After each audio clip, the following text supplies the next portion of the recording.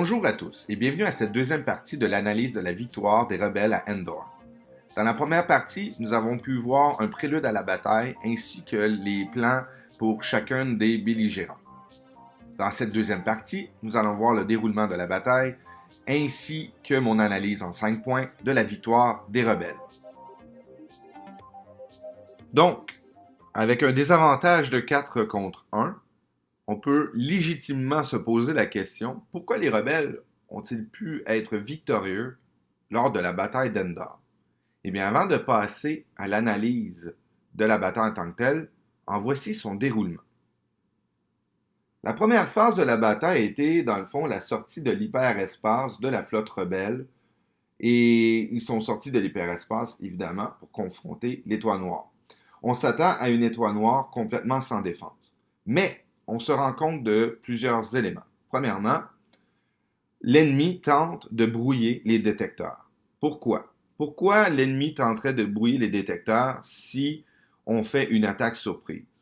Ça sonne une alarme auprès du général Lando Calrissian et celui-ci convient donc que le bouclier est toujours actif et que l'équipe de saboteurs au sol n'a pas réussi à détruire ce bouclier. Et donc, rapidement, la flotte rebelle réagit avant que ses chasseurs et ses navires puissent s'écraser sur le bouclier et être détruits.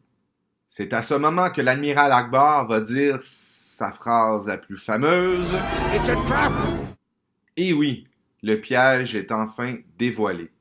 Donc, l'autre côté de la lune d'Endor attendait une grande flotte impériale et celle-ci va donc avancer vers la flotte rebelle pour empêcher celle-ci de fuir le champ de bataille.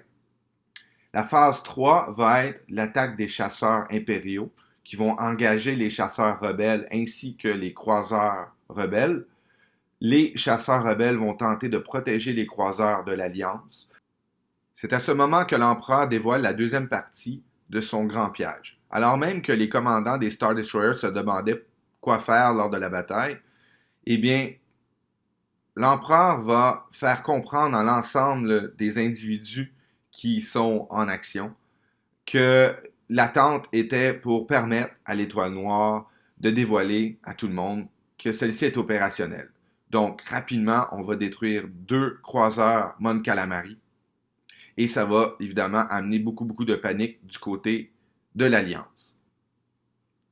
Alors que l'amiral Akbar suggère de fuir le champ de bataille, le général Lando Calrissian va plutôt opter pour une stratégie très audacieuse, c'est-à-dire d'engager directement les Star Destroyers avec les croiseurs de l'Alliance.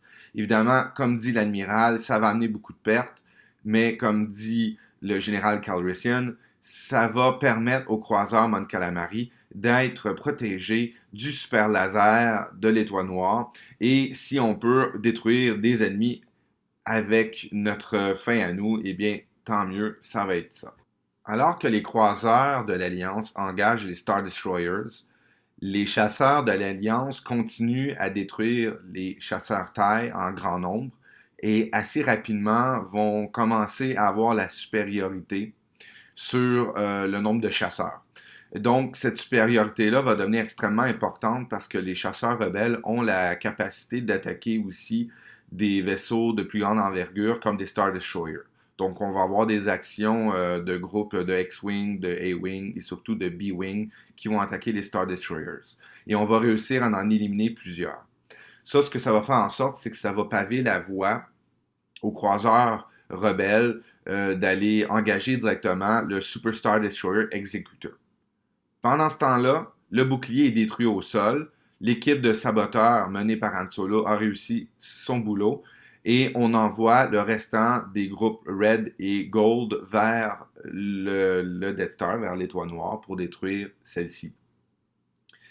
Pour donner plus de temps à ses chasseurs de détruire l'Étoile Noire, l'amiral Akbar va y aller d'une décision extrêmement importante. Il va demander à l'ensemble de ses forces de concentrer ses tirs sur le Super Star Destroyer.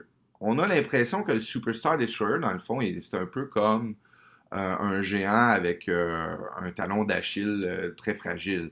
Dans les faits, ce qu'on voit à l'écran, On l'a plus en détail dans des livres, par exemple. Et ce qui va arriver, c'est qu'en concentrant les tirs sur l'exécuteur, on va affaiblir les boucliers de celui-ci, surtout au niveau du bouclier. Et c'est alors que des chasseurs vont entrer et ils vont réussir à détruire les boucliers et beaucoup d'éléments sur le Superstar Destroyer. C'est aussi à ce moment-là que malgré un plus grand tir nourri des canons anti-aériens du Superstar Destroyer, eh bien, un chasseur rebelle endommagé, mené par Green Leader, va réussir à faire, dans le fond, son kamikaze et aller s'écraser dans le pont de commandement de l'exécuteur. Avant que le deuxième pont de commandement puisse reprendre le contrôle du navire, eh bien, on avait réussi aussi à endommager certains moteurs du exécuteur et beaucoup d'autres systèmes étaient endommagés. De plus, la gravité de l'étoile noire va, dans le fond, attirer l'exécuteur vers la surface de celle-ci. Et l'exécuteur va donc s'écraser sur la surface de l'étoile noire. Suite à la destruction de l'exécuteur, l'étoile noire se tourna vers Endor pour tenter de détruire la planète. Mais les chasseurs rebelles menés par Wedge Antilles et Lando Calrissian vont réussir à détruire le réacteur avant et créer la réaction en chaîne qui va détruire l'étoile noire. À ce moment-là de la bataille, pour ce qui est de l'Empire, tout semble perdu. Pour les commandants des forces impériales, on ne reçoit plus d'informations provenant de l'empereur. On ne sait pas encore, mais celui-ci est alors tué par Darth Vader.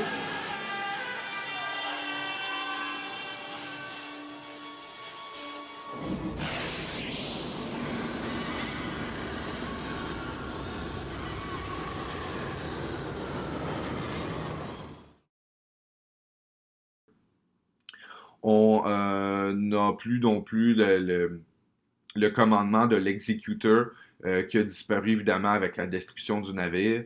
Donc, c'est le chaos complet et c'est un peu chacun pour soi. C'est à ce moment-là que la flotte impériale, même si elle est encore supérieure à la flotte rebelle, en termes de nombre et de puissance, va être en débandade et va plutôt fuir plutôt que de rester et d'engager le reste des forces rebelles. Et c'est là où la bataille va avoir une toute autre allure. Si elle avait pu perdurer, probablement que les rebelles auraient perdu cette bataille-là, mais ici, l'élément psychologique, d'après moi, a été trop important pour mener, dans le fond, les forces impériales, suite à la destruction de l'exécuteur et de l'étoile noire, vers un regain de confiance pour continuer le combat.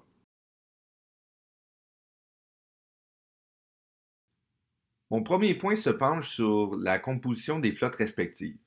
La flotte rebelle, bien que moins nombreuse et moins puissante, est beaucoup plus diversifiée et peut remplir un plus grand nombre de rôles lors d'une bataille.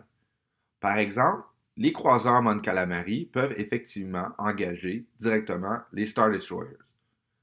Bien qu'à un moment donné, la puissance brute des Star Destroyers peuvent vaincre les Mon Calamari, ceux-ci sont appuyés par une série de frégates et de croiseurs de plus petite taille ou de corvettes, comme les Corellian Corvettes et les Nebulon B Escort Frigates, qui peuvent agir comme anti-chasseurs, c'est-à-dire qu'ils vont avoir une action directe sur les chasseurs ennemis. Tandis que l'Empire, sa flotte consiste seulement en de très imposants Star Destroyers, mais qui sont très peu efficaces contre les chasseurs ennemis.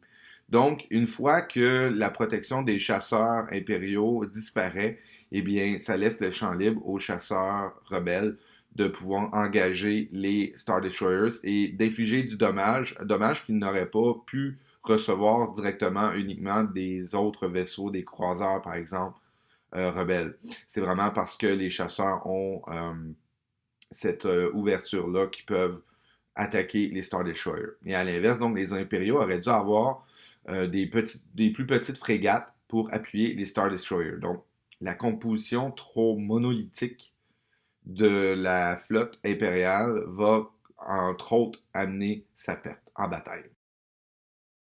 Mon deuxième point, dans le fond, consiste à parler de la tactique surprise, c'est-à-dire que je crois que l'Empire a été fortement surpris par les réactions des rebelles. D'abord, avant tout, on s'attendait à ce que plusieurs de ces vaisseaux-là s'écrasent sur le bouclier ils se rendent compte que le bouclier est toujours actif. Lorsqu'on tend le piège avec les navires de l'Empire, avec sa flotte, eh bien, suite aux 2 premiers tirs du super laser du Death Star, de l'Étoile Noire, eh bien, à ce moment-là, la flotte rebelle, plutôt que de se désemparer et de tenter de fuir en chaos, va plutôt se ressaisir et engager directement les Star Destroyers. Ça a bousculé grandement la stratégie des impériaux qui ne s'attendaient pas à ça. Et ça va créer quand même une situation un peu plus de panique et de chaos au niveau des impériaux, ne sachant pas quoi faire exactement, ayant de la difficulté du moins à s'adapter à la situation. Mon prochain point a trait, dans le fond, à la destruction du commandement impérial. Donc, d'abord, avant tout, lorsque l'exécuteur va être détruit, on a directement ceux qui sont en place. Vous avez l'amiral Piet, entre autres, qui dirige la flotte navale directement. Oui, il est sous les ordres de l'empereur Palpatine, mais par exemple, je crois que si on n'a plus de contact avec l'empereur Palpatine, l'amiral Piet a assez d'expérience pour mener la flotte navale de l'Empire au combat. Mais avec l'exécuteur de détruit et par la suite l'Étoile Noire, avec une perte de contact avec l'empereur lui-même qui donnait les ordres directement, ça va créer là aussi une situation de chaos. Le commandement ne peut se relever parce qu'il n'est pas efficace, on ne sait pas qui dirige, et donc ça crée dans le fond une situation de combat pour les impériaux qui n'est pas tenable. Au final, tous ces facteurs-là vont créer, d'après moi, un effet psychologique très dévastateur sur les troupes impériales. Donc, le moral des troupes va être complètement détruit suite à la perte de l'exécuteur et de l'étoile noire. Et en plus de ça, si vous rajoutez le fait qu'il n'y a plus de commandement, donc l'ensemble des commandants et de leurs troupes ont dû être complètement démoralisés et le cœur au combat n'y était plus. Donc, devant un résultat aussi surprenant, c'est à l'inverse pas super surprenant que la flotte impériale, à la fin du combat, décide plutôt de se retirer plutôt que de continuer la bataille en tant que telle. Et au final, je pense que le plus gros avantage des rebelles, c'est la qualité de leurs chasseurs ainsi que leurs pilotes. Bon, au niveau de leurs pilotes, je pense pas que nécessairement les pilotes des chasseurs taille ne soient nécessairement moins bien entraînés. Au contraire, ça risque plus d'être l'inverse parce qu'ils passent par l'Académie impériale et aussi, vraiment, c'est à peu près juste l'élite là, des pilotes qui peuvent réellement piloter un TIE Fighter. C'est aussi extrêmement difficile de piloter un TIE Fighter. C'est très difficile à manœuvrer.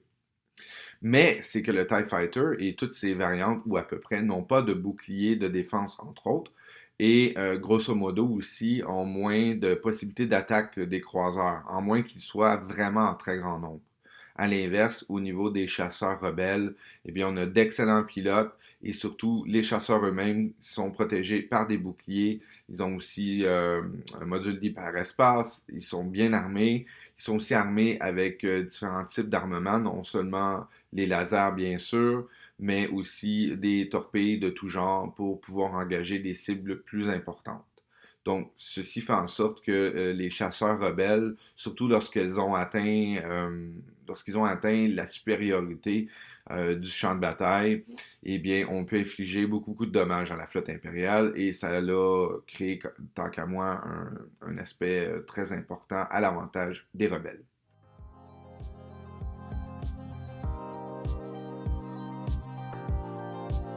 Voilà, mesdames et messieurs, et c'était mon analyse de pourquoi les rebelles ont gagné la bataille d'Endar.